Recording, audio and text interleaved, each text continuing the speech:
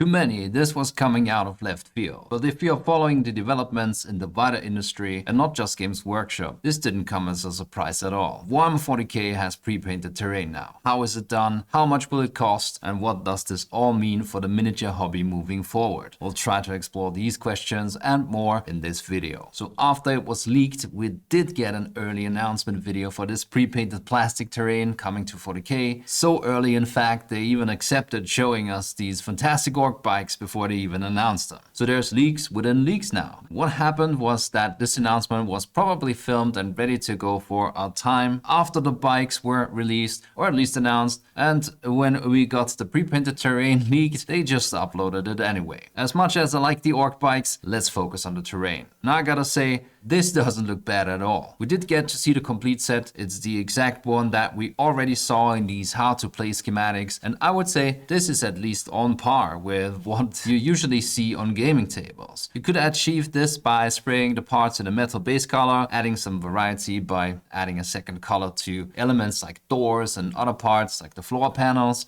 dry brushing the edges, and then covering everything in a heavy wash. Like if you showed me this element and said that's what you did to paint it, I'd say yep, pretty solid paint job, and definitely better than unpainted MDF plates. But then on top we have these glow effects around the lights, the crackling energy with these generators. Cables are picked out, some in red and some in that yellow and black pattern. And then the control station with all these monitors. Especially the element with the monitors, I'd say, is going beyond what most people would do just for terrain, and it really does look good. The lines look sharp, there's gradients from bright green to darker green, making it look a little glowy. There's additional grid lines on them, the blotter paper coming out, having these small lines of text printed on, not bad at all. But how is this done? Well, the technology existed for a while already and is generally called UV printing. And even though it's called UV ink, what is applied is basically colored resin that is then hardened by UV light. And that's the gist of it. I could go into detail, but that's another video entirely. And this honestly can deliver some pretty impressive results in 2D. We're not talking about resolutions conventional printers can achieve, but we are pretty close. Like here's a few examples from the Eufy website, and Ross from warhammer has a review video of one of their customer grade machines, and I'll reference it a few times in this video.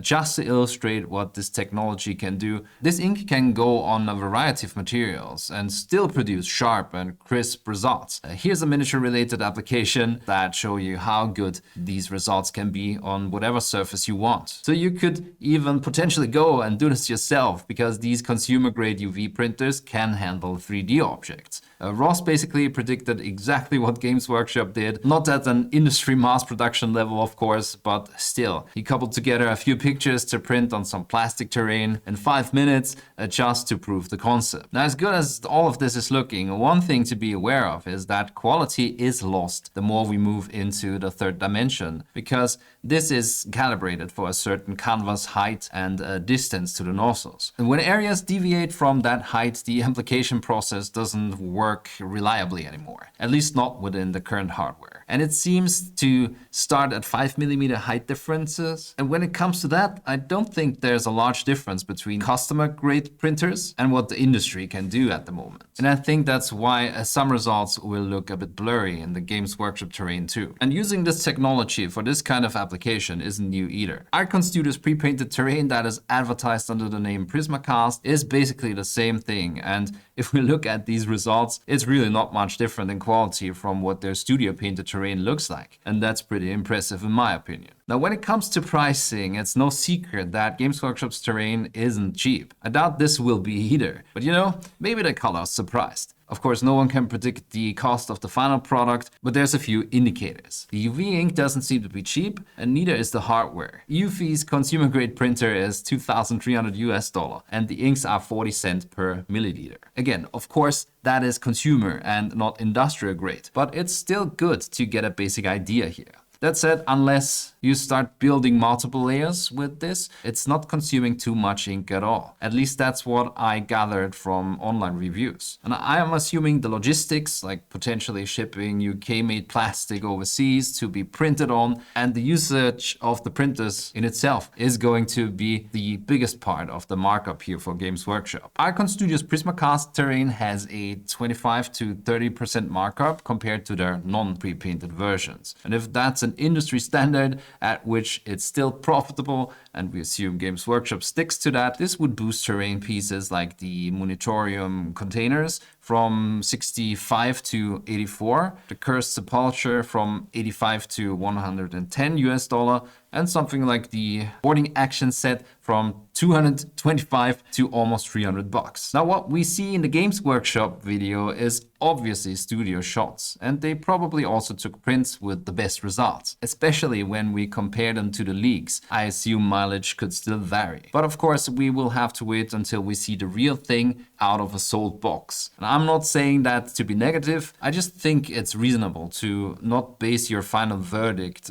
about quality off of the most perfect hand-picked result, but also not off of something that could have ended up in a trash can because it didn't pass quality control and then was looted and leaked on the internet. And one thing that will be on the final product in any case is mold lines. We even see them in the presentation video. Obviously these come on sprues, so we will have mold lines just because it would not be feasible to remove them before painting. And since this comes painted, you will not simply go and scrape them off either, because that will also get rid of the colors and basically damage the paint job. Of course, you will also have remnants of the gates that you have to clip to get the model from the sprue. Of course, depending on how close you clip and how good your nippers are, these will be more or less visible too. A lot of people have pointed out the grainy surface, and that's due to the process of layers of ink being applied. I don't really mind that much, mainly because if you dry brush terrain like that, you would get a very similar texture anyway.